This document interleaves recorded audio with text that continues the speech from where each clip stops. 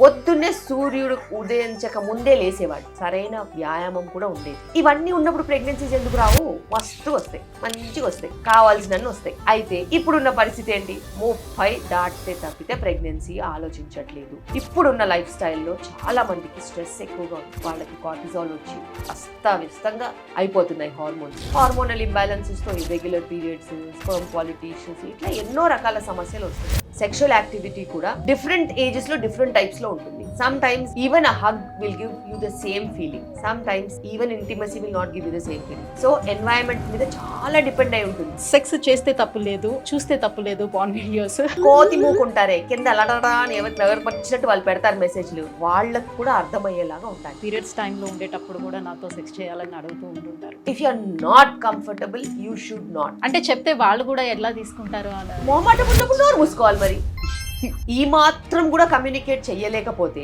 There is no use of a long term relationship. గతంలో పెళ్ళైన తర్వాత వాళ్ళు వర్జినిటీని కోల్పోయేవారు, ఇప్పుడు చాలా ఫాస్ట్ గా ఉన్నారు. If you don't have safe sexual activity, మీరు ఖచ్చితంగా ఏదో ఒక సెక్షువల్లీ ట్రాన్స్మిటెడ్ డిజీజ్ దారిని పడతారు. లవ్ కి డెఫినేషన్ మారుతూ వెళ్తుంది. భార్యాభర్తలు విడిపోవటానికి కొన్ని రీజన్స్ చెప్తూ ఉంటారు. లైఫ్ లో ఎప్పుడైనా ఒడిదుడుకులు వచ్చినప్పుడు ఉండేదాన్నే మనం పాలిష్ అవుతూ ఉంటాం. ఇది ఎవరి మిస్టేక్ కాదు. People would want to have a house, would want to have 1 or 2 children. ఇవన్నీ మేనేజ్ చేస్తూ వెళ్ళినప్పుడు జనజీవన స్రవంతిలో కలిసి వెళ్ళిపోతున్నప్పుడు ఇలాంటి చాలా జరుగుతూ ఉంటాయి. పిల్లలు పుట్టారు కదా అందుకే నేను లావుగా అయ్యాను అని చెప్తూ ఉంటారు. అసలు ఏ సంబంధం ఉంటుంది? బాగా తినేసి లావ్ అవడం తప్పితే వేరే ఏం లేదు. మదర్ ఇన్ లా అసలు వర్కే చేయనివ్వరు. ప్రేమ అనుకుంటారు, అది ప్రేమ కదా, పైసా. Coming to unwanted kids ma'am, committed relationships లో ఉన్న వాళ్ళకి ఇవి యూజ్ చేయడానికి హక్కు వీలు. పెయిన్ వస్తే ఈ పెయిన్ కామనే కదా అని భరిస్తే మార్నింగ్ కి శవమైతే వెళ్తారు. చావు బతుకుల్లో 5 grams 4 grams హిమోగ్లోబిన్ తో మా దగ్గరికి వస్తారు. వచ్చినప్పుడు మేము చేసే కష్టము ఎవరు రికగ్నైజ్ చేయరు. ప్రాణం పోతే డాక్టర్ వల్ల ప్రాణం పోయిందంటారు తప్పితే ఇలా మింగొచ్చింది అందుకే పోయిందని ఎవ్వరు చెప్పరు. Hi, welcome to healthy talks with Suji.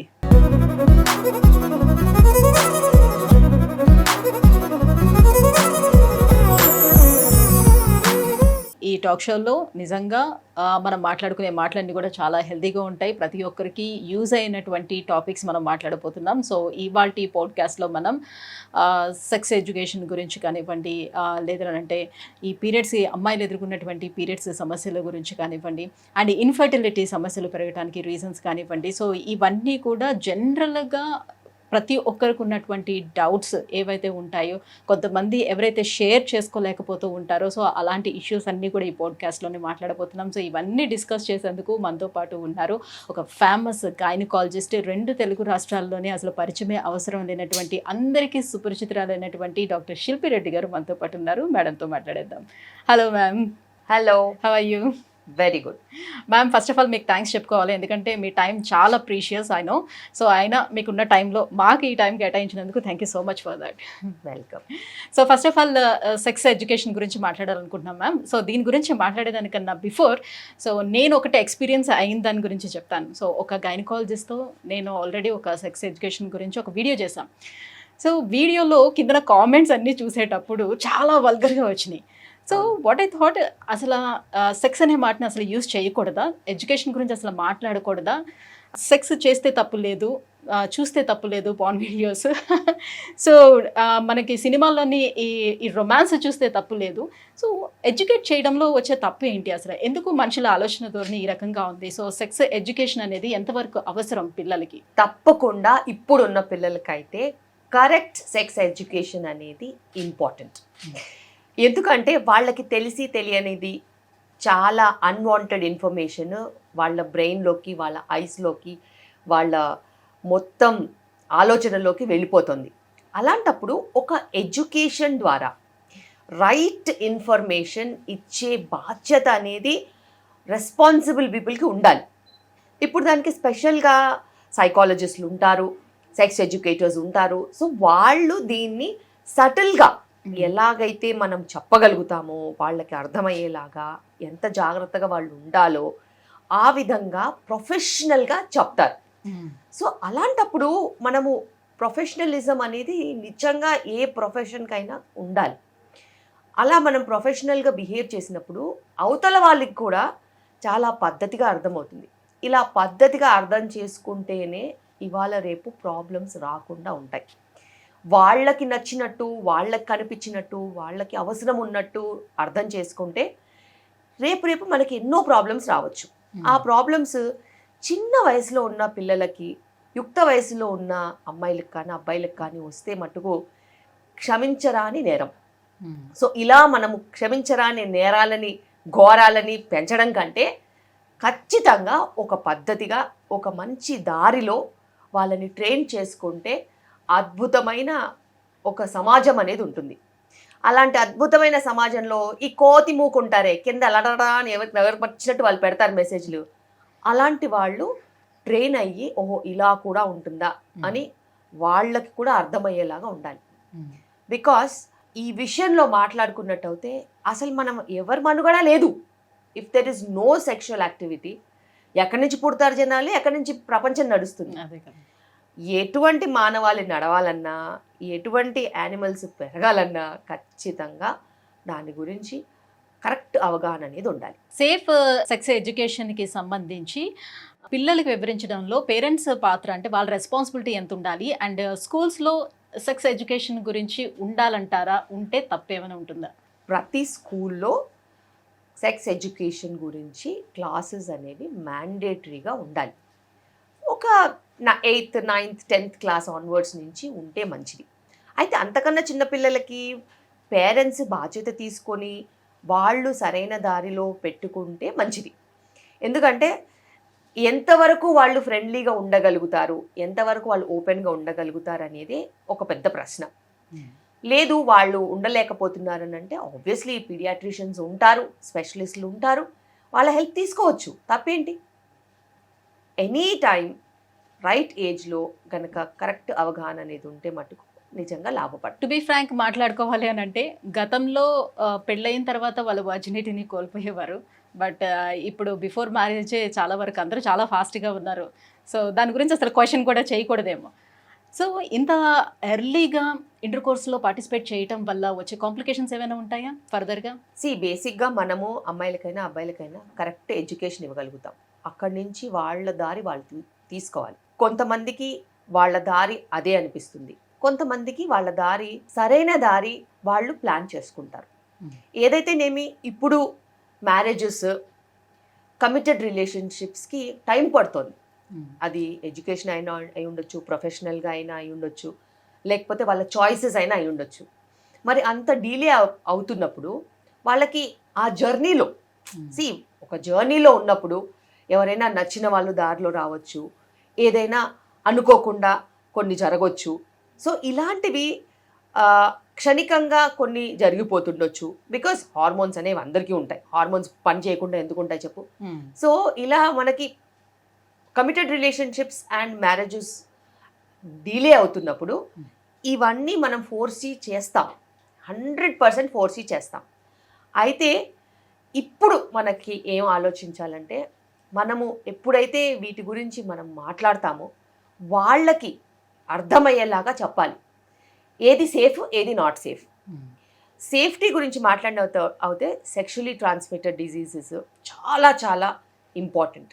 If you don't have safe sexual activity, మీరు ఖచ్చితంగా ఏదో ఒక సెక్షువలీ ట్రాన్స్మిటెడ్ డిజీజెస్కి దారిన పడతారు, which or sometimes treatable, sometimes not treatable, sometimes years పడుతుంది ట్రీట్ అవ్వడానికి, సమ్టైమ్స్ లక్కీగా ఉంటే కొన్ని మెడిసిన్స్తో క్యూర్ అవుతారు. ఇంత అనర్థాలకి ఎందుకు ఎవరు దారి తీసుకోవాలి? వాళ్ళ ప్రాణాన్ని ఎందుకు పణంలో పెట్టాలి? ఏదైనా ఈ ప్రాణం కోసమే చేస్తాం, ఈ ప్రాణం కోసము ఇంత డేంజర్ తీసుకోవాల్సిన అవసరం లేదు. అది ఒకటైతే అన్వాంటెడ్ ప్రెగ్నెన్సీస్, మరి ఇంత అన్వాంటెడ్ ప్రెగ్నెన్సీస్ వచ్చినప్పుడు ఆ జరిగే physical trauma, abortions, pain, bleeding, weakness, blood loss, emotional trauma, అది వాళ్ళు జీవితాంతం క్యారీ చేస్తారు తెలుసా, జీవితాంతం క్యారీ చేస్తారు. సో అది చిన్న విషయం కాదు, బికాస్ వాళ్ళకి అర్థమయ్యేంత డెప్త్ ఉండదు. కానీ ఆ ట్రామాని క్యారీ చేసుకుని ఏళ్ల తరబడి దాని గురించి ఆలోచించుకుంటూ మళ్ళీ పిల్లలు పుట్టకపోతే ఆ బాధని ఎవరికి చెప్పుకోలేక, డాక్టర్ దగ్గర చెప్పుకోలేక, పేరెంట్స్ దగ్గర చెప్పుకోలేక, ఫ్రెండ్స్ దగ్గర చెప్పుకోలేక మింగేసి లోపటినే కుషించిపోయి కుళ్ళిపోయి ఎంతో మంది బాధపడతారు. సింగిల్గా వస్తే ఆ బాధను మాకు చెప్పుకుంటారు. ఎవరన్నా తోడు ఉంటే ఏం చెప్పుకోలేరు. మరి అలాంటి విషయాలు ఎంత తప్పు. సో నువ్వు చేసేది తప్పు అని నీకు తెలిసి నువ్వు చేస్తే అది నీకు వచ్చిన ఎడ్యుకేషన్ ఇచ్చే విజ్డమ్ కాదు. నీకు ఎడ్యుకేషన్ ఇచ్చే విజ్డమ్ నిన్ను నువ్వు కాపాడుకోవడం, నిన్ను నువ్వు సంరక్షించుకోవడం, నిన్ను నువ్వు మంచి సరైన దారిలో తీసుకెళ్ళడం. అది నువ్వు ఎడ్యుకేషన్ ద్వారా నేర్చుకున్నప్పుడు ఇంక నువ్వు ఉండి ఏంటి లాభం ఏంటి, లాభాలు ఇంకా మనము చదువు చెప్పాల్సిన అవసరం కూడా లేదు, చదువు చెప్పించాల్సిన అవసరం కూడా లేదు. ఇంత చిన్న కామన్ సెన్స్ విషయాల్లో తప్పటడుగులు వేస్తే ఖచ్చితంగా వాళ్ళకి ముందు ముందు మనుగడకే మనకి ప్రాబ్లమ్స్ వచ్చే అవకాశాలు ఉంటాయి. అంటే అమ్మాయిలు మాట్లాడుకునేటప్పుడు చెప్పుకునే విషయాలు ఉంటాయి కదా కొన్ని. So girl talks. సో దాంట్లో బేసిక్ గా ఓరల్ సెక్స్ గురించి వాళ్ళ పార్ట్నర్స్ ఎక్కువగా ఫోర్స్ చేయడం జరుగుతూ ఉంటుంది. అసలు ఓరల్ సెక్స్ అనేది అసలు చెయ్యొచ్చా, చేస్తే ఎలాంటి కాంప్లికేషన్స్ ఫ్యూచర్ లో మనం ఎదుర్కోవాల్సి ఉంటుందా, సో ఓన్లీ ఉమెన్ ఎదుర్కొంటుందా లేకపోతే మేల్ కూడా ఇష్యూస్ ఏమైనా ఉంటాయా, అసలు చేయొచ్చా? బేసిక్ గా సెక్షువల్ యాక్టివిటీకి వచ్చేసరికి you have so many choices. అవి ప్లస్ ఉండొచ్చు, మైనస్ ఉండొచ్చు. అయితే పార్ట్నర్స్ ఇద్దరు మాట్లాడుకుని ఇద్దరికి సమ్మతం అయితేనే ఏదైనా సంతోషమైన సామ్రాజ్యమైన, లేకపోతే గొడవలు విడిపోవడం తప్పితే ఏం మిగలదు. అయితే ఇద్దరు ఒపీనియన్స్ కలిస్తే సుఖంగా వాళ్ళు ఎంజాయ్ చేస్తారు. ఇద్దరు ఒపీనియన్స్ కలవకపోతే అది మనసులోనే పెట్టుకుని బాధపడుతూ దూరాలు పెరిగిపోతాయి. అండ్ సెక్షువల్ యాక్టివిటీకి వచ్చేసరికి చాలామందికి చాలా చాయిసెస్ ఉంటాయి. చాలా అన్యాచురల్ చాయిసెస్ ఉంటాయి, న్యాచురల్ చాయిసెస్ ఉంటాయి. కొంతమందికి అసలు చాలా విపరీతంగా కూడా బిహేవియర్స్ ఉంటాయి. ఏదైనా కూడా normal behaviour is normal behaviour and abnormal behaviours ఉంటే అవతల పార్ట్నర్ ఖచ్చితంగా సమ్మతం చెప్పాలి. అదర్వైజ్ ఇవి లాంగ్ స్టాండింగ్ రిలేషన్షిప్స్కి దారి తీయవు. అండ్ మోస్ట్ లైక్లీ ట్రొమాటిక్ స్ప్లిటప్స్కి, ట్రొమాటిక్ ప్రాబ్లమ్స్కి దారి తీస్తాయి. అండ్ ఎక్స్ప్లోర్ చేయడం వేరు, అది నచ్చినా నచ్చకపోయినా బతకడం వేరు. మరి నీకు అంత చాయిసెస్ నువ్వు యాజ్ అన్ ఇండివిజువల్ ఉన్నప్పుడు నీకు నచ్చితే ఓకే, నచ్చకపోతే you should say no. And sexually transmitted diseases oral సెక్స్తో కూడా వచ్చే ఛాన్సెస్ ఉంటాయి. There are so many people who come with big big ulcers on the mouths and lesions. ఇవన్నీ కూడా వాటితో వచ్చినవి. అండ్ లాంగ్ టర్మ్ రిలేషన్షిప్స్లో there are so many safety aspects that we can be reassured. Single partner long term రిలేషన్షిప్స్లో ఉన్నప్పుడు వాళ్ళ understanding వేరు, వాళ్ళ హెల్త్ సెగ్మెంటే వేరు, వాళ్ళ పర్స్పెక్టివ్సే వేరు. కానీ ఇప్పుడున్న పరిస్థితిలో మనకి అలాంటి సిచ్యువేషన్స్ తక్కువ. బికాస్ పీపుల్ ఆర్ ఎక్స్ప్లోరింగ్లో చాలా ఎక్స్ప్లోర్ చేస్తూనే ఉంటారు. అలాంటప్పుడు ఇందులో సేఫ్టీ అనేది ఉండదు. జాగ్రత్తగా ఉండాల్సిన అవసరం అయితే ఉంది. రైట్, మీరు చెప్పినట్టుగా విపరీతాలు కూడా చాలా ఉంటాయి అని అన్నారు కదా. సో ఉంటాయి. అందులో భాగంగానే కొంతమంది అడుగుతూ ఉంటారు, నా హస్బెండ్ నేను పీరియడ్స్ టైంలో ఉండేటప్పుడు కూడా నాతో సెక్స్ చేయాలని అడుగుతూ ఉంటుంటారు. సో ఈ దీనివల్ల నేను ఏమైనా ఎఫెక్ట్ అవుతానా అని. ఎవరికి ఏ ఎఫెక్ట్ అవ్వరు, బట్ కంఫర్ట్ అనేది కూడా చూసుకోవాలి కదా. See everybody is not having same symptoms. Okay, some people are very comfortable, some people have tremendous pain. So if you are comfortable, you can go ahead, there is nothing to stop you. If you are not comfortable, you should not, because it will increase your pain, agony, stress, and adi oka mental problem ki dari teestadi. Already physical pain ఉన్నప్పుడు నువ్వు దాన్ని emotional గా ఇంకా pressurise చేస్తే you will not be able to enjoy. And nobody is a toy in the other people's hand. Everybody has their own self regulation, self respect and body image particulars. So అవన్నీ ఉన్నప్పుడు you can always communicate. అంటే పూర్వము మన పెద్దవాళ్ళు so ఇట్లా periods వచ్చేటప్పుడు వాళ్ళని సపరేట్గా కూర్చోబెట్టేవారు, పని చేయించకపోవడంతో పాటుగా. సో ఇలా సెక్షువల్ గా కూడా ఇంటర్కోర్స్ కూడా ఉండకూడదని. అట్లా దాంట్లో ఏం సైంటిఫిక్ రీజన్ లేదని అంటారు. So basically it is not about scientific reason, it is about understanding a women's needs, because women use to do lot of work. Okay, lot of work అంటే lot of house related work. Bigger families, చాలా పెద్ద families ఉండేవి, చాలా మందికి వంట చేయాల్సి వచ్చేది, చాలా పెద్ద పెద్ద డేకిసాల్ లాంటివి ఎత్తాల్సి వచ్చేది, వంట దగ్గర ఇంటి పని, క్యాటిల్, మొత్తం యానిమల్ హస్బెండరీ ఉంటే కూడా ఉమెనే చూసుకునేవాళ్ళు. ఇట్లా ఎన్నో పనులు ఉండేవి. పాలు పితకడం దగ్గర నుంచి ఇల్లు కల్లాపి కానీ ఊడవడం కానీ తుడడం ఇలా చాలా పనులు ఉండేవి.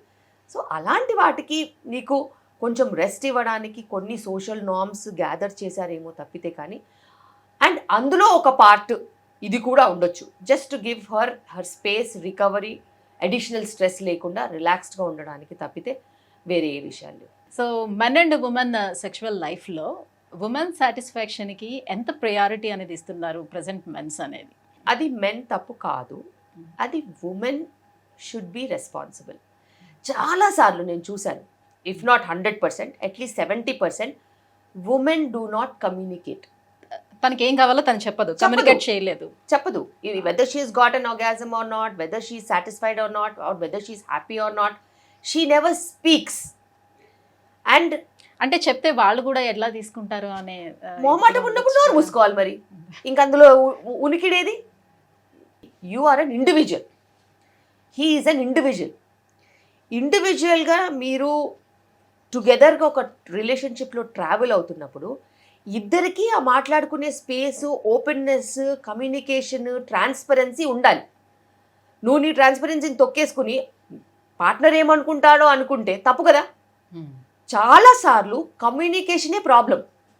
కమ్యూనికేట్ చేస్తే పాజిటివ్గా తీసుకునే పార్ట్నర్స్ ఉంటారు. ఓకే, డిప్రెస్ అయిపోయి వాళ్ళు డాక్టర్స్ దగ్గరికి వెళ్ళిపోయి I'm not able to perform అని ఇంకా పర్ఫార్మెన్స్ పడిపోయే వాళ్ళు కూడా ఉంటారు. But that number is lesser. And నువ్వు ఎట్లా కమ్యూనికేట్ చేస్తున్నావు అనేది నువ్వు సరిగ్గా చెప్పగలగాలి. యోర్ ఫాల్ట్ అని చెప్తే ఎవరైనా ఒఫెన్సివ్గా ఫీల్ అవుతారు. Let's do it this way అన్నది చెప్తే వేరే రకంగా ఉంటుంది. I would want some more time అని అంటే వేరే రకంగా ఉంటుంది. సో నీ మాటలు వల్లే ఏదైనా కానీ పెరగడమా విరగడమా అనేది ఉంటుంది. చాలా వరకు వాళ్ళు అనుకునేది ఏంటంటే, ఇప్పుడు నేను ఇలా చెప్పాను అని అనుకోండి ఫర్ సపోజ్, సో నీకు చాలా ఎక్స్పీరియన్స్ ఉన్నట్టుంది, that's why you asking like that, అలా ఏమైనా అంటారేమో. సో ఈ రకంగా తీసుకుంటే నేను ఏం ఇంకెందుకు మరి అలాంటప్పుడు ఆ పార్ట్నర్తో బతకడం ఎందుకు చెప్పు. ఈ మాత్రం కూడా కమ్యూనికేట్ చెయ్యలేకపోతే there is no use of a long term relationship. Okay, and it is never about your words which are going to be interpreted. Okay, interpretation అనేది నీ బిహేవియర్ వల్ల కూడా వస్తుంది, నీ ఇంటిమసీ వల్ల కూడా వస్తుంది, నీ మాటల వల్ల కూడా వస్తుంది, నీ అట్మాస్ఫియర్ వల్ల కూడా వస్తుంది. A very loving, caring couple would never talk such extreme things. Only a sadist will talk like that.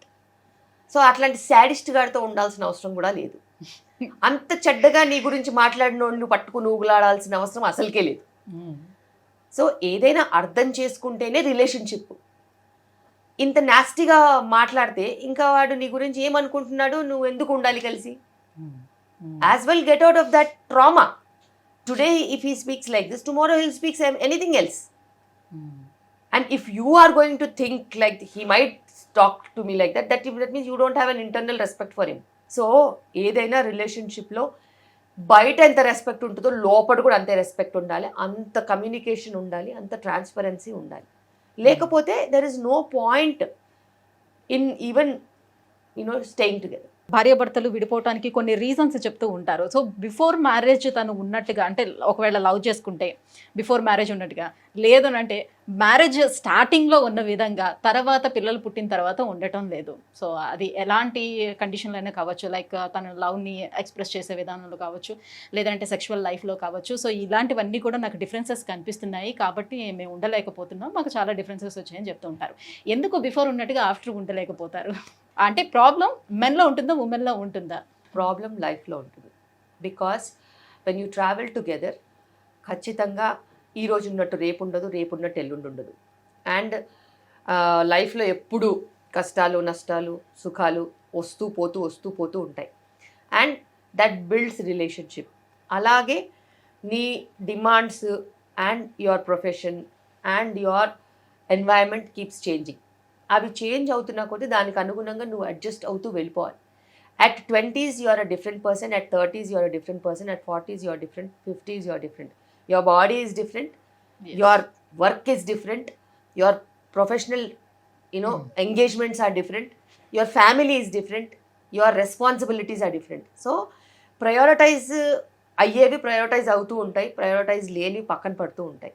But ఇద్దరు కలిసి ట్రావెల్ చేస్తున్నప్పుడు unless it is threatening the other people's life or it is very traumatic for the other people's life, you can travel together. Adjustments ఉంటాయి, అర్థము చేసుకోవడం అనేది ఉంటుంది.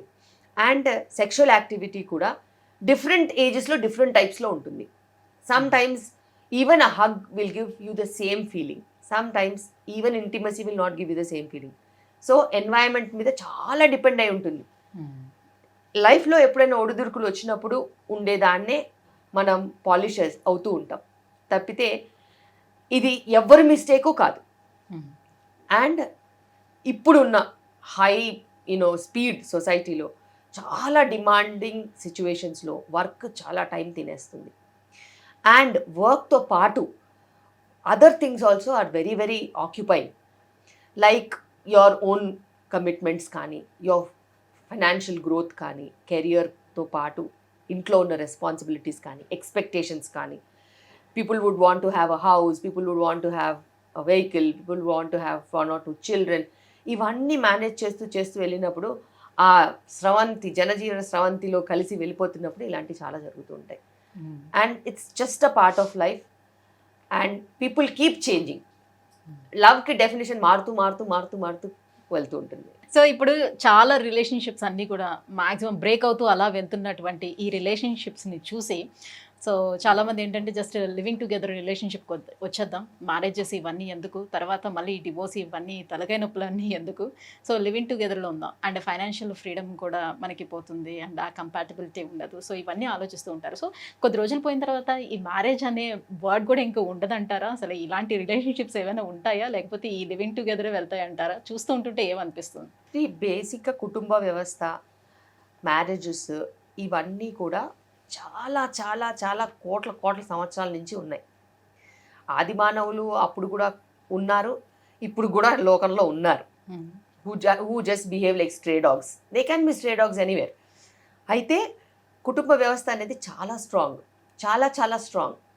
అది చాలా కంట్రీస్లో కూడా ఇప్పటికీ నిలబడింది. అండ్ ఒక వ్యవస్థ ఏదైతే మనుగడ ఎప్పటి నుంచో ఉందో దాన్ని ఎవరు బ్రేక్ చేయలేరు. టెంపరీగా ఎవరైనా బ్రేక్ చేయాలని చూసినా కానీ వాళ్ళు త్వరగానే రియలైజ్ అవుతారు, అయ్యో ఇలా మనం చేయలేదని. వాళ్ళు చూపించిన దారిని అబ్బో అనుకునే వాళ్ళే చీ అని తర్వాత అనుకుంటారు. సో బేసిక్గా it's all about society. And society ఎలా వర్క్ చేస్తుంది అనేది ఎప్పుడూ చేంజ్ అవుతూనే ఉంటుంది. ఈ రోజు లాగా రేపటిలాగా ఇది బెటర్ అంటారా, అది బెటర్ అంటారు? లివింగ్ టుగెదర్ బెటర్గా ఉంటుందా, లేకపోతే మ్యారేజ్ లైఫే బెటర్గా ఉంటుందా? ఏది కరెక్ట్ వే? సేఫ్టీ కూడా చూసుకోవాలి కదా. If there is no relationship covering your entire emotional and physical attachments, then what is the security? So చాలామంది అనుకుంటారు ఓకే లివింగ్లో బాగుంటుంది అనేసి. బాగుంటుండొచ్చు ఎప్పటి వరకు, సెక్యూరిటీ అనేది ఎప్పటి వరకు ఉంటుంది? వాళ్ళిద్దరు కలిసినంత వరకు అంతే. ఆ తర్వాత ఇంకొక పార్ట్నర్ దొరికారని ఒకరు వెళ్ళిపోతే వీళ్ళ పరిస్థితి ఏంటి? సో అలా అని మ్యారీడ్ రిలేషన్షిప్స్లో వెళ్ళిపోరని కాదు, బట్ మ్యారీడ్ రిలేషన్షిప్స్లో వెళ్ళిపోయినప్పుడు there is every bit of a legalities that are there to make your secure. Responsibility అనేది ఉంటుంది. There is entire family system that governs you, that protects you. But in just random relationships, avanni undavu. And there will be nobody to share your trauma also.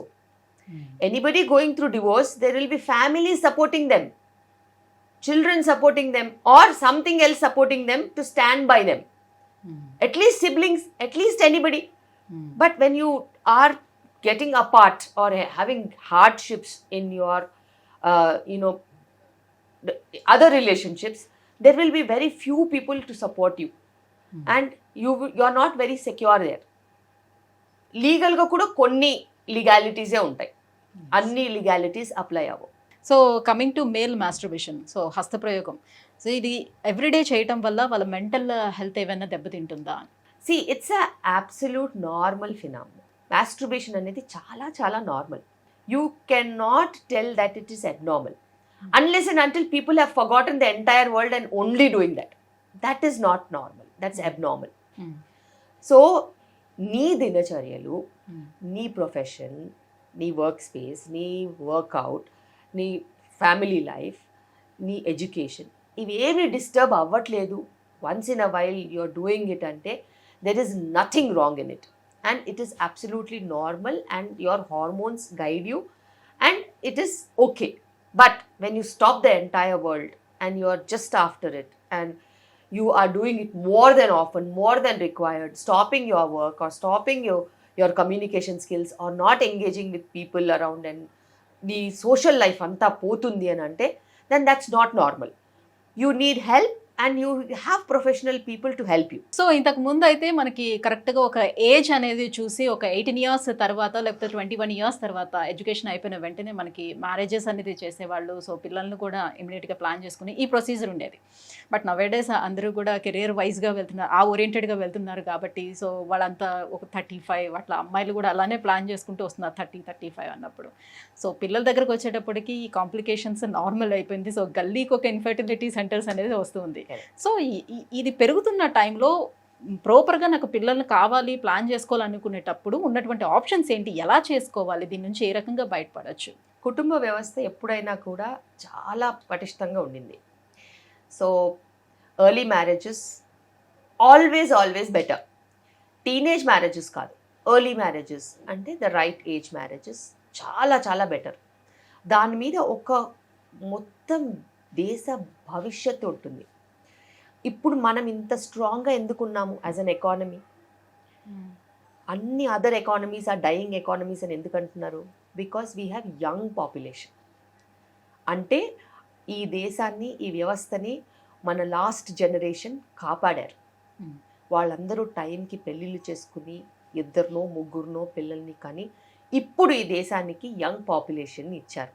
మనం number 1కి వెళ్ళే ఆస్కారం అనేది ఇచ్చారు. Europe చూసారా, చచ్చిపోయింది. అక్కడ ఉండడానికి జనాలు లేక ఊర్లలో నుంచి, ఇండియా నుంచో ఎక్కడి నుంచో వెతుక్కుంటున్నారు జనాలు, వచ్చి ఉండండి మేము డబ్బులు ఇస్తాం. సో అలాంటి ఒక వ్యవస్థకి వెళ్ళిపోవాలంటే ఈధర్ కుటుంబ వ్యవస్థ అన్నా చచ్చిపోవాలి, లేకపోతే డీలేడ్గా మ్యారేజెస్, డీలేడ్గా పిల్లలన్నా కనాలి. కనేది కూడా ఒక్కళ్ళనే కంటున్నారు. అలాంటప్పుడు ఒక 10-15 ఏళ్లలో మనం ఎక్కడ ఉంటాము? మనం ఎక్కడా ఉండం, మళ్ళీ యూరోప్లో తయారవుతాం. సో ఇది నెక్స్ట్ ఉండే డేంజర్. చాలా పాపులేషన్ సర్వేస్, ఫర్టిలిటీ సర్వేస్, ఇట్లా కొన్ని 100 సర్వేస్ ఏం చెప్తున్నాయంటే మనము we have gone below the mark of normal fertility. Normal fertility అంటే ఏంటి? 2.2 దాని మార్క్.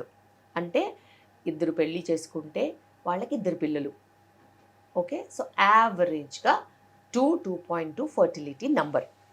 ఇప్పుడున్న పరిస్థితిలో అది 1.5 కంటే కూడా దిగువన ఉంది.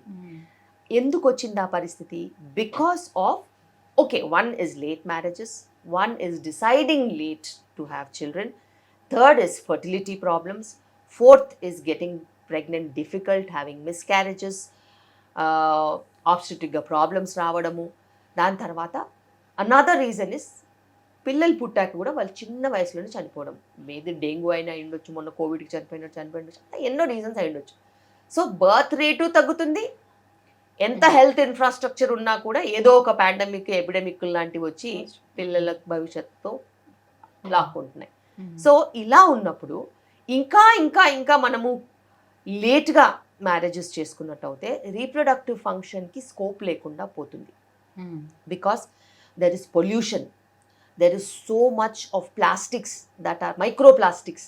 మనం వాడే సామాన్లో ఉన్న microplastics working on our fertility. Air pollution, water pollution, your ఫుడ్లో ఉన్న pesticides, chemicals, additives, preservatives, colours, ఇలా ఎన్నో they are acting on our fertility. ఇంత male fertility problems, female fertility ప్రాబ్లమ్స్కి వెళ్ళిపోయి తర్వాత పిల్లలు కావాలంటే కష్టపడడం కంటే ఒక సరైన ఏజ్లో మ్యారేజ్ చేసుకుని prioritise child to career or career partially child to an extent. So ఇదేదో బ్యాలెన్స్ చేయాలి. దీన్ని వదలొద్దు, దానికి దీన్ని వదలొద్దు. బ్యాలెన్స్ చేస్తేనే అది నీ ఎడ్యుకేషన్ నీకు ఇచ్చే wisdom.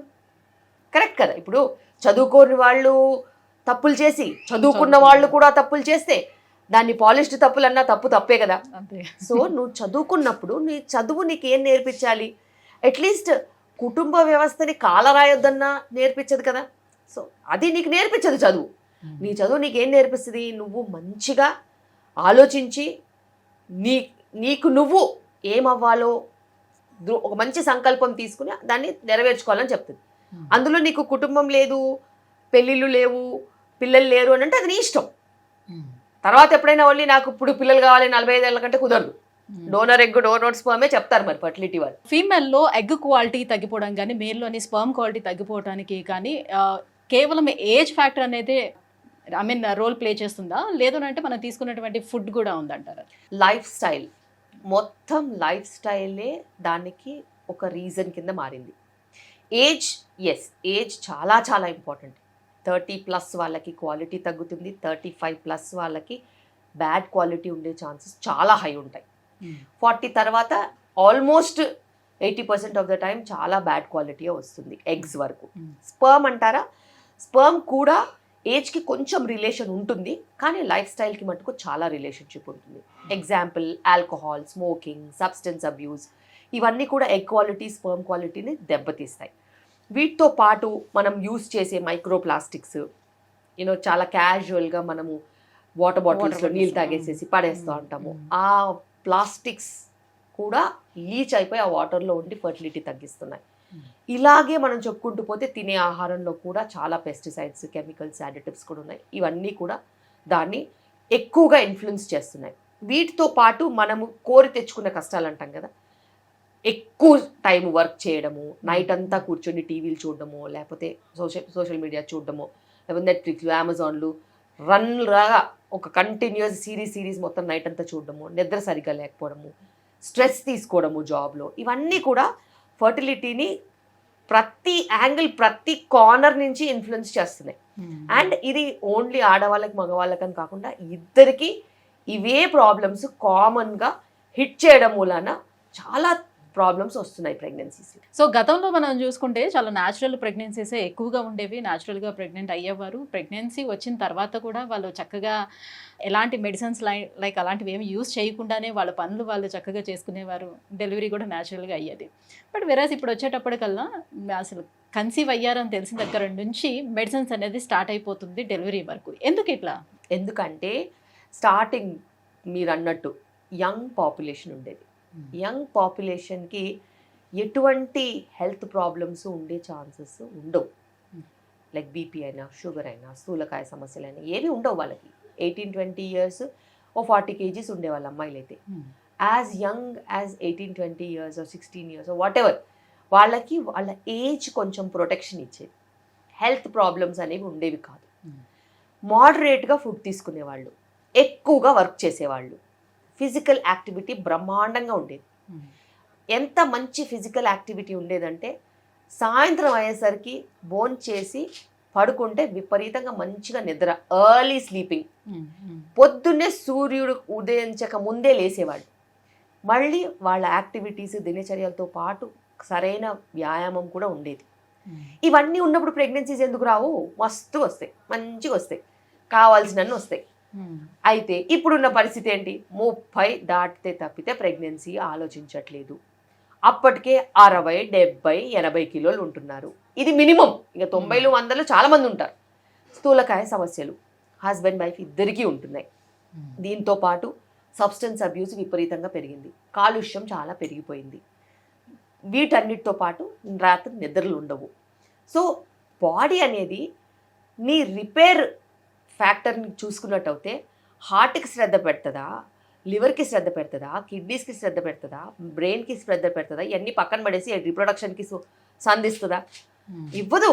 So reproduction is the last. Body అంతా మంచిగా ఉంటే ఫస్ట్ వచ్చేది ప్రెగ్నెన్సీ. సో రీప్రొడక్షన్కి మనము మంచి దారి ఇవ్వాలి అంటే నువ్వు ఆరోగ్యంగా ఉండాలి. నువ్వు ఆరోగ్యమే లేకపోతే రీప్రొడక్షన్ ఎక్కడి నుంచి వస్తుంది? దానికి అసలు స్కోపే ఇవ్వదు బాడీ. అండ్ బాడీ నీకు షుగర్ ఉండి, బీపీ ఉండి, స్థూలకాయ సమస్యలు ఉండి, స్ట్రెస్ ఉండి, హైరాణ పడిపోతూ ఉంటే అదొక భయము, ఆందోళనతో ఉన్న పరిస్థితిలో నీకు రిప్రొడక్టివ్ హార్మోన్స్ ఎట్లా వస్తాయి మంచిగా? కార్టిజాల్ వస్తుంది, స్ట్రెస్ హార్మోన్ దండిగా వస్తుంది చాలా. కార్టిజాల్ వచ్చినప్పుడు ఇంకా వెయిట్ గెయిన్, ఇంకా షుగర్ అన్కంట్రోల్డ్ అయిపోతుంది, ఇంకా నిద్రలేమి సమస్యలు పెరిగిపోతాయి. సో ఏ హార్మోను ఎవరికి ఏ టైంలో వస్తే ఆ రిజల్ట్స్ వస్తాయి. ఇప్పుడున్న లైఫ్ స్టైల్లో చాలామందికి స్ట్రెస్ ఎక్కువగా ఉంది, వాళ్ళకి కార్టిజాల్ వచ్చి అస్తవ్యస్తంగా అయిపోతున్నాయి హార్మోన్స్. హార్మోనల్ ఇంబ్యాలెన్సెస్తో irregular periods, sperm quality issues, ఇట్లా ఎన్నో రకాల సమస్యలు వస్తున్నాయి. అన్నిటికంటే ఇప్పుడు ఎక్కువగా నంబర్స్ మేము చూసే థైరాయిడ్ ప్రాబ్లమ్స్ చాలా పెరిగిపోయాయి బికాస్ ఆఫ్ ఓవర్ వెయిట్. మరి అంత ఓవర్ వెయిట్ సమస్యని చాలా క్యాజువల్గా తీసుకుంటున్నారు. ఒకప్పుడు నా ఓపీకి 10-15 ఇయర్స్ బ్యాక్, ఎప్పుడో కాదు 10-15 ఇయర్స్ బ్యాక్, ఓపీడీలో ఒక 100 మెంబర్స్ నేను ఓపీడీ చూశాను అనుకో, ఒక 2-3 4 ఉమెన్ కొంచెం వెయిట్ ఎక్కువ ఉన్న వాళ్ళు వచ్చేవాళ్ళు, మిగతా వాళ్ళందరూ నార్మల్ బిలో నార్మలే వచ్చేవాళ్ళు. ఇప్పుడు వారానికి 2-3-4 నార్మల్ వెయిట్ ఉన్న వాళ్ళు వస్తున్నారు, మిగతా వాళ్ళందరూ ఓవర్ వెయిటే. వాళ్ళు ఏమనుకుంటున్నారంటే, చాలా సింపుల్గా చెప్తారు, చుట్టుపక్కల అందరూ 60 kgsతో తిరుగుతున్నారు అనుకో, వాళ్ళు కూడా నార్మల్ అనుకుంటున్నారు, కానీ అది నార్మల్ కాదు. 60 ఈజ్ నాట్ నార్మల్. మన Indian BMIs for women are lesser. మనమంతా 40 kgsలో ప్రెగ్నెంట్ అయ్యి 45-50 kgsకి డెలివరీ అయిపోయి సెకండ్ ప్రెగ్నెన్సీ కూడా అదే రేంజ్లో ఉన్నవాళ్ళం. ఇప్పుడు సడన్గా 60-70 నార్మల్ అని అంటే ఎట్లా కుదురుతుంది? అదే బాడీ, అదే థైరాయిడ్ గ్లాండ్, ఏజ్ ఎక్కువ, మళ్ళీ రిక్వైర్మెంట్ కూడా ఎక్కువ ఉంటుంది. సో థైరాయిడ్ సమస్యలు చాలా ఎక్కువ పెరిగిపోయాయి. గవర్నమెంట్ ఆఫ్ ఇండియా ఎంత కష్టపడి అయోడిన్ డెఫిషియన్సీ అనుకుని, అది అనుకుని, ఇది అనుకుని, అయోడిన్ సప్లిమెంటేషన్ చేసి చేసి కరెక్షన్ అనుకుంది థైరాయిడ్కి. కానీ ఇప్పుడు ఒబెసిటీ కూడా చాలా ఎక్కువగా ఒక మహమ్మారిలా తయారై. పెళ్ళప్పుడు నేను బాగానే ఉన్నాను, పిల్లలు పుట్టకముందు నేను బాగానే ఉన్నాను, పిల్లలు పుట్టిన తర్వాత ఇంకేముంటుంది, ఇట్లానే లావు అవుతాం, పిల్లలు పుట్టారు కదా అందుకే నేను లావుగా అయ్యాను అని చెప్తూ ఉంటారు. అసలు దానికి దీనికి ఏం సంబంధం ఉంటుంది? అసలు ఏ సంబంధం ఉండదు. బాగా తినేసి లావు అవడం తప్పితే వేరే ఏం లేదు. సో ప్రెగ్నెన్సీస్లో పాతకాలంలో అన్ని పనులు చేసుకునేవాళ్ళు, వాళ్ళకి ఆ ఫ్రీడమ్ ఉండేది, వాళ్ళ పనులన్నీ వాళ్ళు చేసుకునేవాళ్ళు. డెలివరీ అయిన తర్వాత కూడా ఎక్స్క్లూజివ్ బ్రెస్ట్ ఫీడింగ్ ఇచ్చేవాళ్ళు, ఓవర్గా ఫుడ్ ఉండేది కాదు, ఇంటి పని అంతా ఉండేది. వాళ్ళు నార్మల్ వెయిట్కి సులువుగా వచ్చేసేవాళ్ళు, 1-2 ఇయర్స్ బ్రెస్ట్ ఫీడింగ్ ఇచ్చి సులువుగా వచ్చేవాళ్ళు. ఇప్పుడు చూడండి, ఆల్రెడీ ఓవర్ వెయిట్తో ప్రెగ్నెంట్ అవుతున్నారు. ప్రెగ్నెన్సీలో చాలా వర్క్ తగ్గించేస్తారు, మదర్ ఇన్‌లా అసలు వర్కే చేయనివ్వరు. దానికి తోడు ఓవర్గా ఫుడ్ పెట్టేస్తారు. ప్రేమ అనుకుంటారు, అది ప్రేమ కాదు, పైశాచికత్వం. దాంతో చాలా రకాల ప్రాబ్లమ్స్ వస్తున్నాయి. షుగర్ ఉందమ్మా అని అంటే జ్యూస్ తాగొచ్చా అంటారు. దానికి అసలు ఏమైనా లింక్ ఉందా? అసలు విపరీతంగా అడుగుతారు. బేబీ పెంచితే బేబీ 10 ఏళ్ళకే డయాబెటిక్ అవుతుంది, అలాంటి బేబీస్నే పెంచుతున్నారు వీళ్ళు. సో డెలివరీ అయిన తర్వాత కూడా బ్రెస్ట్ ఫీడింగ్ ఎవరైనా ఇస్తున్నారా? అదొక భారం కింద ఫీల్ అవుతున్నారు, ఎందుకంటే వాళ్ళకి ఆ కంఫర్ట్ లేదు. వాళ్ళు ఇవ్వాలనుకున్నా కూడా ఇంట్లో వాళ్ళందరూ బేబీని ఎత్తుకు తిరుగుతారు. సో ఈమెకి ఆ స్కిన్ టు స్కిన్ కాంటాక్ట్ ఏది, ప్రైవసీ టైం ఏది? మదర్ అటు సోషల్ మీడియాకి టైం ఇవ్వాలి, అటు వర్క్ ఏమన్నా ఉంటే చూసుకోవాలి, అటు బేబీని చూసుకోవాలంటే టైం అంతా స్ప్లిట్ అయిపోవట్లా. సో దాంతోపాటు కొంచెం బ్రెస్ట్ ఫీడింగ్ మీద అవేర్నెస్ ఎంత పెంచినా కూడా బ్రెస్ట్ ఫీడింగ్ అనేది స్లోగా తగ్గిపోయింది. ఇంతకుముందు 2 సంవత్సరాలు 2.5 సంవత్సరాలు కూడా బ్రెస్ట్ ఫీడింగ్ ఇచ్చేవాళ్ళు. ఇప్పుడు అది 6 months వరకు ఎక్స్క్లూజివ్ బ్రెస్ట్ ఫీడింగ్ తీసుకెళ్లాలంటే కూడా చాలాసార్లు కష్టమవుతుంది. సో ఆ కష్టానికి కూడా వీళ్ళు తెలుసుకోకుండానే వీళ్ళకి అది ప్రాబ్లం అని తెలియకుండానే వాళ్ళు అలా అయిపోతున్నారు, ఇవ్వలేకపోతున్నారు. Because it's a consistent responsibility. అంత కన్సిస్టెంట్గా ఏ రెస్పాన్సిబిలిటీ వాళ్ళు తీసుకున్నది లేదు. అండ్ చైల్డ్ని కూడా చాలాసార్లు ఇమోషనల్గా డిప్రెస్ అయిపోయి, ఇదేనా నా పని, నేను ఇంక దీనికైనా పనికి వస్తాను, అలా కూడా అనుకునే వాళ్ళు ఉంటారు. అంటే ఇప్పుడు వర్కింగ్ ఉమెన్ ఉన్నారు అని అంటే వాళ్ళు ఒక 3 months, పిల్లలు పుట్టిన 3 monthsకే వర్క్ స్టార్ట్ అయిపోవడం, వెళ్ళిపోవడం. 6 months వరకు మెటర్నిటీ లీవ్ ఉంటుంది.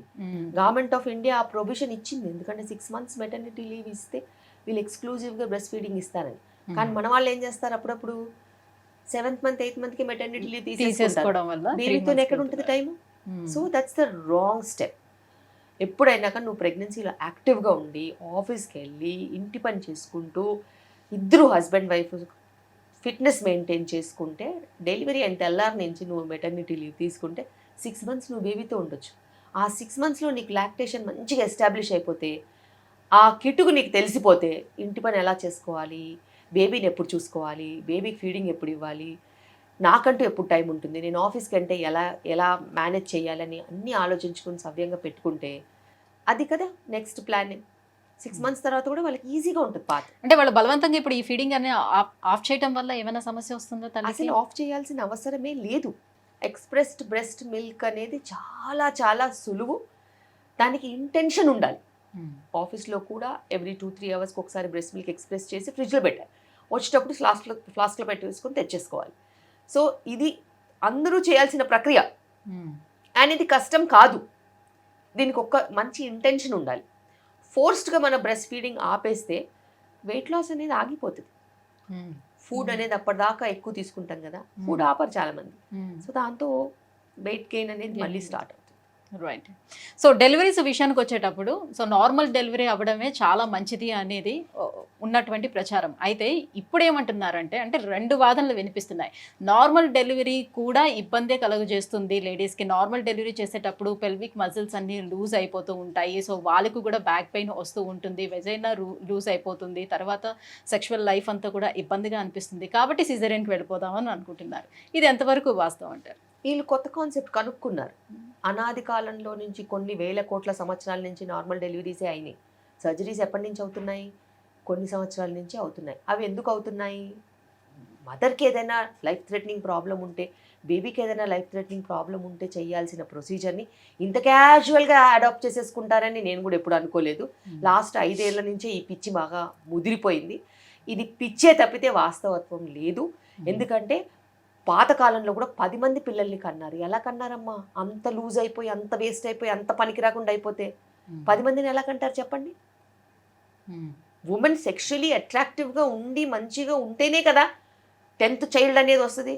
లేకపోతే చెట్టుకు పుట్టుకు పుడతారా ఏంటి? ఏ వరాలు ఎవరు ఇవ్వరు. హస్బెండ్తో కాపురం చేస్తేనే ప్రెగ్నెన్సీస్ వస్తాయి. అలాంటప్పుడు అది ఎంత పెద్ద అపోహ. దాన్ని ఎలా వీళ్ళు అనవసరంగా లిఫ్ట్ చేస్తున్నారు? It's a wrong concept. It's a wrong concept. Actually when you deliver normally నీకు బాడీకి ఇంకా ఈజ్ ఆఫ్ రికవరీ ఉంటుంది.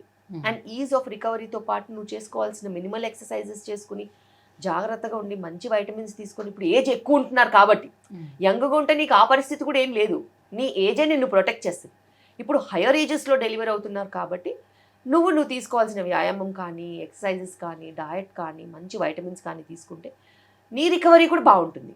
You can also have multiple children and you can also have a very active sexual life. అసలు దేనికి భయపడాల్సిన అవసరం లేదు. And సమాజంలో అపోహలకి ఉన్నంత ప్రామినెన్స్ చిట్ చాట్కి, టాక్స్కి అండ్ గాసిప్కి ఉన్నంత ఇంట్రెస్ట్ దేనికి ఉండదు. ఈ గాసిప్ అనేది చాలా తప్పు.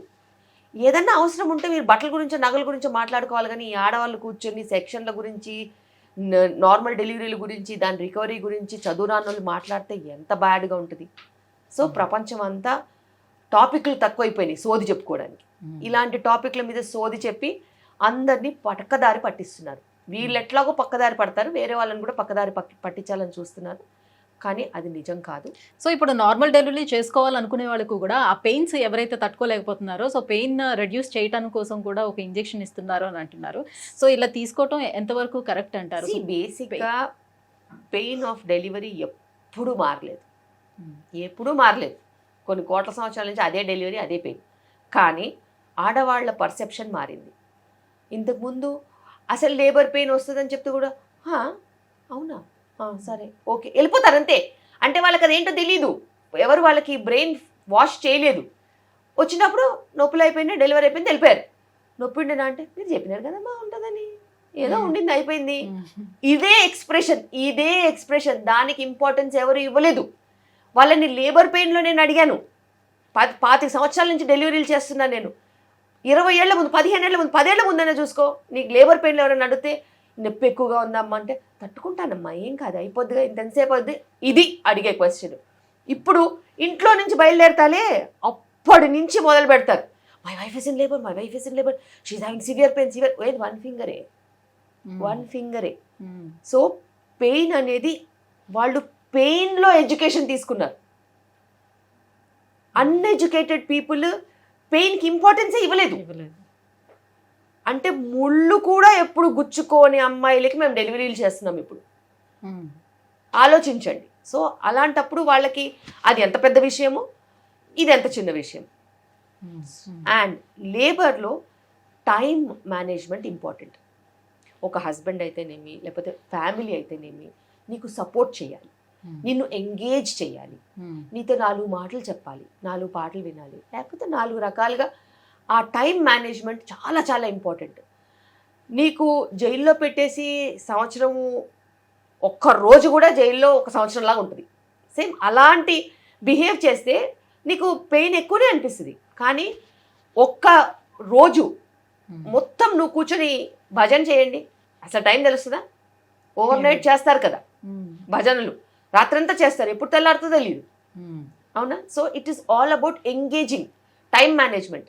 ఆ టైం మేనేజ్మెంట్కి సరైన సపోర్ట్ ఉంటే ప్రతి ఉమెన్ డెలివరీ అయ్యే ఛాన్స్ ఉంటుంది, నార్మల్ డెలివరీ అయ్యే ఛాన్స్ ఉంటుంది.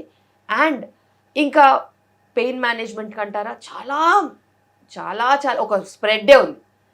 పెయిన్ కిల్లర్స్ కాకుండా, నీకు ఎంటోనాక్స్ అనే గ్యాస్ కాకుండా, ఎపిడ్యూరల్ కాకుండా, వాటర్ బర్దింగ్ కాకుండా, ఇట్లా ఎన్నెన్నెన్నెన్నో ఉన్నాయి. కానీ అవన్నీ ఆప్షన్ అనుకునే వాళ్ళకి వాటిల్లో కూడా పెయిన్ రిలీఫ్ ఉండదు. బికాస్ ఏదో అనుకుంటారు, ఏదో ఉంటుంది. సో ఎప్పుడైనా మన బాడీని మనం నమ్మాలి. మనం కొత్తగా ఏం సృష్టించట్లా, అది ఎప్పటి నుంచో నడుస్తుంది. నడుస్తున్న దాన్ని నడుస్తున్నట్టు నడిపించేస్తే డెలివరీ కూడా కళ్ళు మూసుకొని తెరుచుకునేలోపు అయిపోద్ది. కానీ అలా నడవనీయకుండా ఇదేంటి, అదేంటి, అదేంటి, దానికి ఏంటి, దీనికి ఏంటి, నేనెందుకు, నువ్వెందుకు, నువ్వు ఉండదెందుకు అని ఇలాంటి క్వశ్చన్లు వేస్తే మీ ట్రామానే ఎక్కువ అవుతుంది. సో ఇప్పుడు లేటెస్ట్గా ముహూర్తాలు చూసి కూడా మీరు సిజేరియన్ చేసి పిల్లల్ని అంటున్నారు కదా.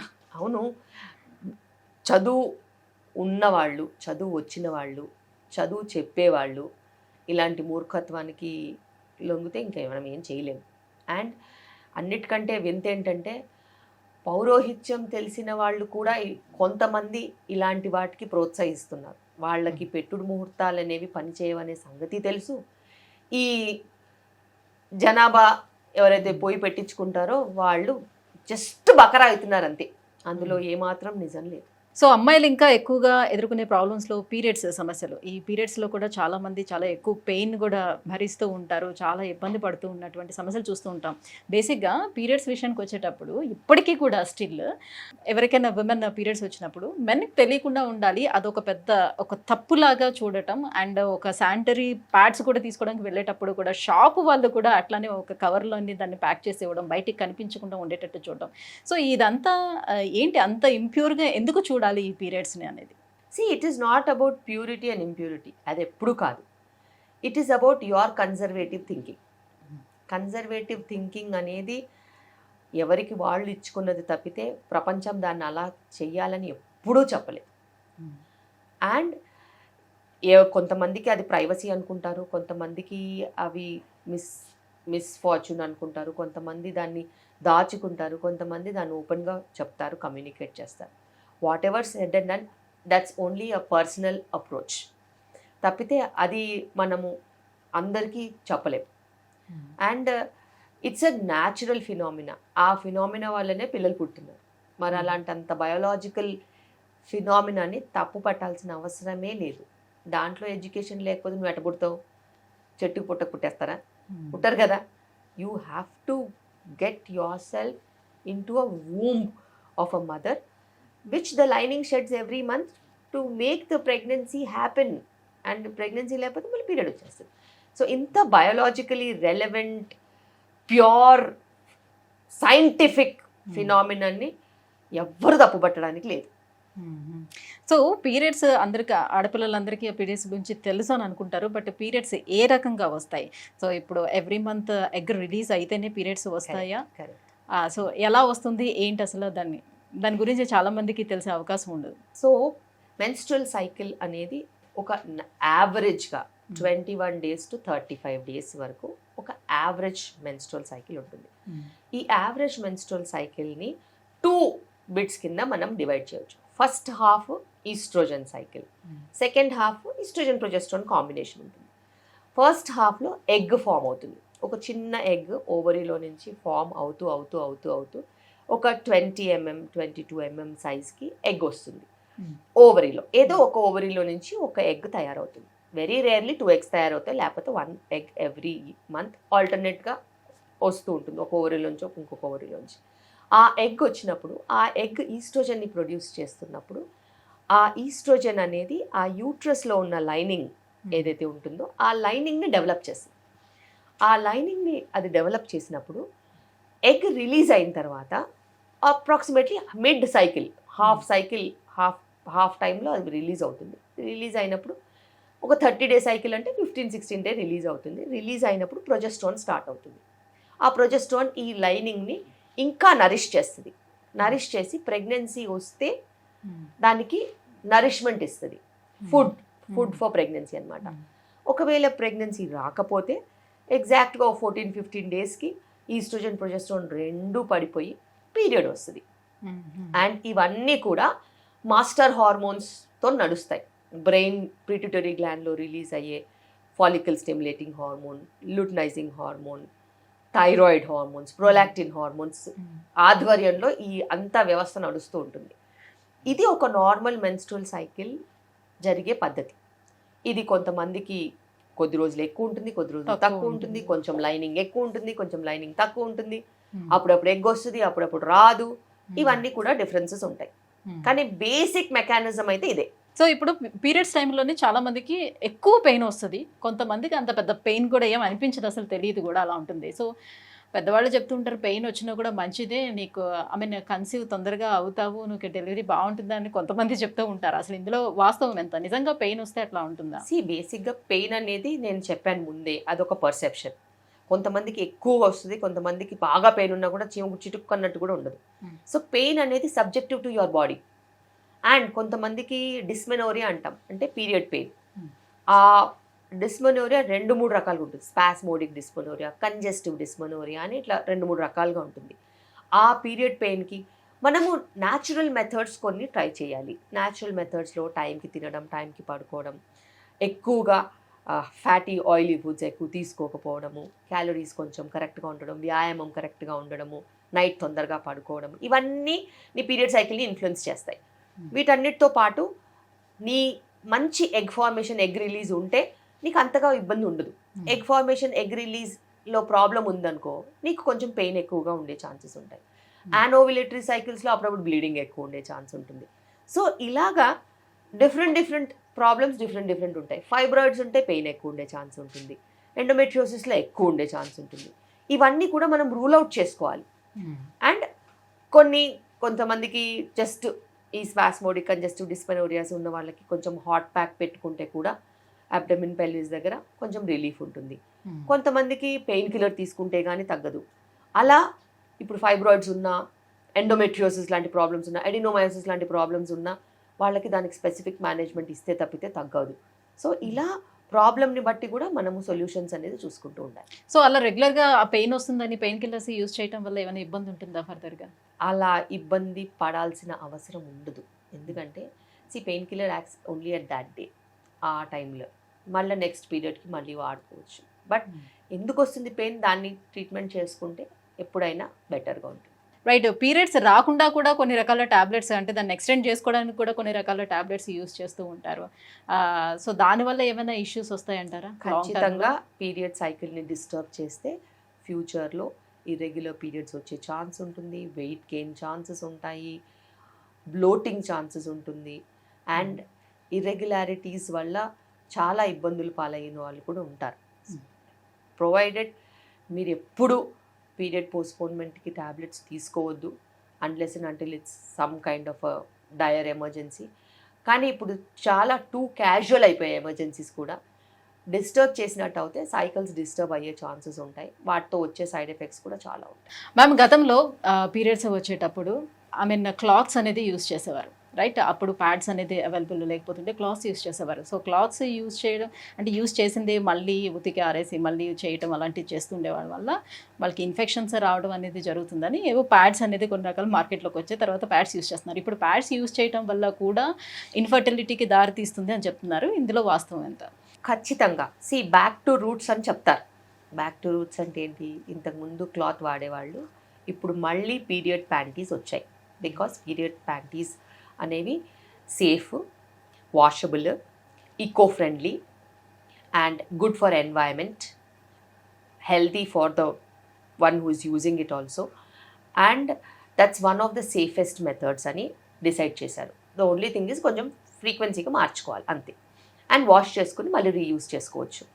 అవి యాంటీ బ్యాక్టీరియల్ కోటింగ్తో కూడా వస్తాయి. ఇవి మళ్ళీ బ్యాక్ టు రూట్స్ కాన్సెప్ట్లో వచ్చాం. ఎందుకు వచ్చింది ఆ కాన్సెప్ట్?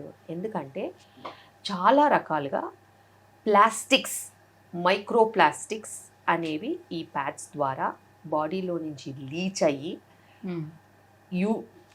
వెజైనా ద్వారా వెళ్ళి ఓవేరియన్ క్యాన్సర్ కూడా కాజ్ చేస్తున్నాయి, ఇన్ఫర్టిలిటీ కూడా కాజ్ చేస్తున్నాయి, అలా రకరకాల ప్రాబ్లమ్స్ కూడా కాజ్ చేస్తున్నాయని నిర్ధారణ చేశారు. ఎంతవరకు వెళ్ళిందంటే ఈవెన్ ఫీటస్లో, ఫీటల్ ప్లాసెంటా ఉంటుంది కదా, ప్లాసెంటాలో కూడా మైక్రో ప్లాస్టిక్స్ బయటపడ్డాయి. అంటే మైక్రో ప్లాస్టిక్స్ ఎలా, ఎక్కడి నుంచి, ఏ రూపాన్ని నుంచి వెళ్తున్నాయో కూడా మనకు తెలియదు. అయితే ఈ శానిటరీ ప్యాడ్స్ ద్వారా కూడా మైక్రో ప్లాస్టిక్స్ లీచ్ అవుతున్నాయని సైంటిఫిక్ రీసెర్చ్ ద్వారా మనకి బయటపడింది. అదే కాకుండా ఈ మైక్రో ప్లాస్టిక్స్ ఏవైతే ఉంటాయో, ప్లాస్టిక్స్ ఏవైతే ఉంటాయో యూస్ చేసిన వాటిలలో అది ల్యాండ్ ఫిల్స్ కాజ్ చేస్తున్నాయి. ఎన్వైరన్మెంట్లో పెద్ద మొత్తాన కొన్ని వందల సంవత్సరాల వరకు కూడా బయోడిగ్రేడబుల్ కాదు. వాటి వలన మనకి పొల్యూషనే కాకుండా ల్యాండ్ ఫిల్స్ అవ్వడమే కాకుండా అవి నాన్ బయోడిగ్రేడబుల్ అని నిర్ధారణ చేశారు. సో అంత పెద్ద థ్రెట్ ఉంది ఇప్పుడు. అందుకే ఆల్టర్నేటివ్గా మనకి menstrual cups which are silicone and bio friendly వచ్చాయి. అండ్ బయోడిగ్రేడబుల్ శానిటరీ ప్యాడ్స్ వచ్చాయి. చాలా బ్రాండ్స్ ఉన్నాయి biodegradable sanitary pads. Bamboo stem నుంచి చేయడము, కొన్ని హస్క్ నుంచి చేయడము, అలా రకరకాలుగా బయోడిగ్రేడబుల్ ఒక 30 to 40 డేస్లో మొత్తం డిగ్రేడ్ అయిపోయేలాగా మనకి ప్రొడక్షన్ ఉంటుంది, డిస్ట్రిబ్యూషన్ కూడా ఉంది. విలేజ్ లెవెల్ నుంచి సిటీ లెవెల్ వరకు కూడా ఆ నెట్వర్క్ అనేది ఉంది. అండ్ ఆ దారిలో మేము కూడా చాలా కృషి చేస్తున్నాం. నాకు డాక్టర్ కే శిల్పి రెడ్డి ఫౌండేషన్ ఉంది. ఆ ఫౌండేషన్ ద్వారా కూడా biodegradable non plastic sanitary pads అనేది గవర్నమెంట్ స్కూల్స్లో మేము ఫ్రీగా పంచిన రోజులు కూడా ఉన్నాయి అవేర్నెస్ కోసం. అదే కాకుండా మళ్ళీ ఈ పీరియడ్ ప్యాంటీస్ కూడా ట్రైబల్ చిల్డ్రన్కి, యంగ్ ఉమెన్కి ట్రైబల్ ఏరియాస్లో మనం 2 to 3 కనుక ఇచ్చినట్టు అయితే వాళ్ళు 5 years వరకు కూడా వాడుకోవచ్చు. సో అంత వాళ్ళకి సేఫ్టీ కూడా ఉంటుంది, హెల్తీ కూడా, అండ్ పెద్దగా ట్రైన్ చేయాల్సిన అవసరం ఉండదు. అండ్ ఎవరైతే మ్యారీడ్ ఉంటారో, ఎవరైతే చైల్డ్ బర్త్ అయిన వాళ్ళు ఉంటారో వాళ్ళకి వాళ్ళ సైజుని బట్టి మనము మంచి ట్యాంపూన్స్ కాకుండా, ట్యాంపూన్స్తో కూడా మళ్ళీ అదే ప్రాబ్లం, మైక్రో ప్లాస్టిక్స్, ఫైబర్, ఇవన్నీ మనకి ఏంటో తెలియదు. మనం మెన్స్ట్రువల్ కప్స్ ఇస్తాం. మెన్స్ట్రువల్ కప్స్ ఇచ్చినప్పుడు కూడా వాళ్ళకి ఈ సేఫ్టీ ఆస్పెక్ట్లో జస్ట్ కప్ తీయడం, ఎంటీ చేయడం, వాష్ చేసుకోవడం, హాట్ వాటర్లో బాయిల్ చేసుకొని రీయూజ్ చేసుకోవడం. And 1 cup will last for many years. So ఇవి ఎన్వైరన్మెంటల్ ఫ్రెండ్లీ, ఉమెన్కి healthy, training minimum, and sustainable, cost effective. And ఇట్లా మనము చూసుకున్నట్టు అయితే అటు వీళ్ళ హెల్త్ బాగుంటుంది, ప్లాస్టిక్స్ వల్ల నష్టము ఉండదు, అటు మనం సమాజానికి కూడా, ఎన్వైరన్మెంట్కి కూడా ఫ్రెండ్లీగా వెళ్ళొచ్చు. Coming to unwanted kids ma'am, so ఇప్పుడు షాప్స్లోని చాలా దొరికేస్తున్నాయి కాబట్టి, సో ఎవరైతే పిల్లలు వచ్చి హాస్టల్లో ఉండి వాళ్ళు చదువుకోవడానికి వస్తున్నారో వాళ్ళు కూడా యూస్ చేయడం జరుగుతూ ఉంది. సో న్యూలీ మ్యారీడ్ కపుల్ కూడా ఈజీగా యూస్ చేస్తూ ఉన్నారు. సో లాంగ్ టర్మ్లో ఇవి యూస్ చేయడం వల్ల వచ్చే కాంప్లికేషన్స్ ఎలా ఉంటాయి? అన్వాంటెడ్ కిడ్స్ అంటే నాకు గుర్తుకొచ్చింది, 2 రకాలు ఉంటాయి అందులో. ఒకటి ఎమర్జెన్సీ కాంట్రసెప్షన్, ఇంకొకటి అబార్షన్ పిల్స్. అయితే ఈ ఎమర్జెన్సీ కాంట్రసెప్షన్ అనేది దాని పేరే ఉంది, it's an emergency contraception, but it is not contraception అని. రెగ్యులర్గా క్యాజువల్గా ఇంటర్కోర్సు, కమిటెడ్ రిలేషన్షిప్స్లో ఉన్న వాళ్ళకి ఇవి యూజ్ చేయడానికి హక్కు వీలు లేదు. Because they are only for emergency purpose. లైఫ్లో ఎమర్జెన్సీస్ ఎప్పుడు ఉంటాయి? ఎప్పుడన్నా ఒకసారి ఉంటుంది. అది ఎవరికి, అందరికీ రావాల్సిన అవసరం లేదు ఎమర్జెన్సీస్. ఎవరికైనా ఎమర్జెన్సీ వచ్చినప్పుడు, for example rape or anything that is not at all predicted at that time, emergency contraception use చేయాలి. If you fall in that fertile time, period నిన్న అయిపోయింది, ఈరోజు ఎందుకు ఎమర్జెన్సీ కాంట్రసెప్షన్? రేపు నీకు పీరియడ్ వచ్చేలా ఉంది, ఈరోజు ఏదైనా యాక్సిడెంటల్ ఇంటర్కోర్స్, ఈరోజు ఎందుకు emergency contraception? So your doctor has to decide whether you really need it or not. So ప్రతి ఎమర్జెన్సీ కండిషన్ నువ్వు డిసైడ్ చేయొద్దు, నీ డాక్టర్ డిసైడ్ చేస్తుంది. And whether to give you or not తను డిసైడ్ చేస్తుంది. This is first thing. Second thing, abortion pills. ఈ abortion pills అనేవి చాలా చాలా ట్రిక్కీ. ఆ అబార్షన్ పిల్స్ కొన్ని కోట్ల ప్రాణాలు తీసేసుకున్నాయి. If given under supervision in a medical setup, నీకు ఫాలో అప్ ఉంటుంది. You are entitled to give a safe environment, correct protocol, follow it up, everything is clear or not, you will judge and you will give them that safety. నీకు safety లేకుండా ఎటపడితే అట్ట తీసుకుంటే నీ ప్రాణాలు పోతాయి. ఏ హాస్టల్లోనో మీరు అన్నట్టు ఏ ఇంట్లోనో పొద్దున్న లేసే వరకు బతికి ఉండరు. ఎందుకంటే మేము ఆ ట్యాబ్లెట్స్ ఇవ్వాలి అని అంటే ఖచ్చితంగా హిమోగ్లోబిన్ చెక్ చేస్తాము, ఓకే, థైరాయిడ్ చెక్ చేస్తాము, స్కాన్ చేస్తాము, ఎన్ని వీక్స్ ఉందో చూస్తాము, దాని ప్రకారం డోస్ ఇస్తాము. ఫస్ట్ డోసులు, సెకండ్ డోసులు, ఫాలో అప్ స్కాన్లు కూడా ఉంటాయి. వీళ్ళు మింగేస్తే ఎటపడితే అట మింగితే, అది యూట్రస్లోనే లేకపోతే ట్యూబ్లో ఉంటే, అది పగిలిపోతే, పెయిన్ వస్తే ఈ పెయిన్ కామనే కదా అని భరిస్తే మార్నింగ్కి శవమైతే వెళ్తారు. సో ఇలా ఎంతోమంది చనిపోయి కాంట్రవర్షియల్ కేసెస్ అయినవి కూడా మీరు చూశారు. అంటే ఫామ్ అయిన ఎంబ్రియో ట్యూబ్స్లో ఉండిపోతాయి అంతే, వాళ్ళకి తెలియదు కదా. సి భయానికి మింగేసే వాళ్ళు ప్రెగ్నెన్సీ టెస్ట్ పాజిటివ్ రాగానే మింగుతారు, కానీ నేను స్కాన్కి వెళ్ళాలా? స్కాన్ డాక్టర్ రాస్తే కానీ చేయదుగా. మరి నువ్వు డాక్టర్ దగ్గరికి వెళ్తే డాక్టర్ నీకు కరెక్ట్గా చూసుకుంటుంది. డాక్టర్ దగ్గరికి వెళ్ళని వాళ్ళ గురించి చెప్తున్నాను నేను. ప్రెగ్నెన్సీ పాజిటివ్ వచ్చింది కదా అని టాబ్లెట్స్ మింగేసి ఓవర్ బ్లీడింగ్ అయ్యి కొలాప్స్ అయిపోయి చావు బతుకుల్లో 5 grams 4 grams హీమోగ్లోబిన్తో మా దగ్గరికి వస్తారు. వచ్చినప్పుడు మేము చేసే కష్టము ఎవరు రికగ్నైజ్ చేయరు. ప్రాణం పోతే డాక్టర్ వల్ల ప్రాణం పోయింది అంటారు తప్పితే ఇలా మింగొచ్చింది అందుకే పోయిందని ఎవ్వరు చెప్పరు. అది వాళ్ళు మాకు కూడా చెప్పరు. She was very healthy yesterday, they went in to the hospital and she died అంటే ఆలోచించండి ఎంత భయంకరంగా ఉంటుందో. ఎంతమంది డాక్టర్స్ దాన్ని అట్లా బ్లేమ్ తీసుకుని మనకి కష్టాలు పాలయ్యారో. So every woman is very healthy one day before she takes a nonsense tablet. And if it is an ectopic, if it ruptures or if it is ఒక 12 weeksకి 6 weeksది మెడిసిన్ మింగిందనుకో, అది అటు ఇటు కాకుండా మధ్యలో ఇరుక్కుపోతే బ్లీడింగ్ అవుతానే ఉంటుంది. Clots clots clots clots bleeding అవుతుంటుంది placenta ఉన్నంత వరకు. వాళ్ళు కొన్ని లీటర్స్ ఆఫ్ బ్లడ్ లాస్ అవుతుంది. సో ఇదంతా కూడా జనాలకి అవేర్నెస్ లేక కాదు, ఓవర్ స్మార్ట్ బిహేవియర్. మాకే తెలుసు, మాకు అన్నీ తెలుసు, మా పక్కింటి వాళ్ళు యూజ్ చేస్తారు, మా ఫ్రెండ్ యూజ్ చేసింది, she had never a problem. Every situation is different. ఒక మనిషికి ఇంకో మనిషికి పోలికే లేదు. నీ హిమోగ్లోబిన్ వేరు, నీ యూట్రస్ వేరు, నీ ట్యూబ్స్ వేరు, నీ సైజ్ ఆఫ్ ప్రెగ్నెన్సీ వేరు, నువ్వు కనుక్కున్నది వేరే టైంలో, నీకు ప్రోటోకాల్ వేరు ఉంటుంది. దీన్నే కదా మెడిసిన్ అంటారు. అందుకే కదా 10 ఏళ్ళు 15 ఏళ్ళు చదవాలి. లేకపోతే క్రాష్ కోర్స్ లాగా 4 రోజుల్లో కంప్లీట్ చేసేయచ్చుగా. దీనికి ఈ మెడికేషన్, దానికి ఆ మెడికేషన్, దీనికి ఈ మెడికేషన్, డెలివరీ ఇట్లా ఉంటుంది, సెక్షన్ ఇట్లా ఉంటుంది అని అయిపోద్ది. అలా ఉంటుందా చెప్పండి? అలా ఉండదు కదా. సో సిచ్యువేషన్స్ బట్టి మనకి మేనేజ్మెంట్స్ అనేవి నేర్చుకోవడానికి కొన్ని ఒక డికేడ్ పడుతుంది. అదంతా క్యాజువల్గా అబార్షన్కి మెడికేషన్స్ ఇళ్లల్లో కూర్చుని మింగేస్తే ఎంత అనర్థం. It's purely non sense. And అది అసలు ఎవరికి ఎంకరేజ్ చేయొద్దు. And it is very very very dangerous. Right. Thank you ma'am, thank you so much. So చాలా టైం మాకు స్పెండ్ చేసి సో మచ్ గుడ్ ఇన్ఫర్మేషన్ కూడా వ్యూవర్స్ అందరికీ కూడా పాస్ చేశారు. Thank you so much. Thank you.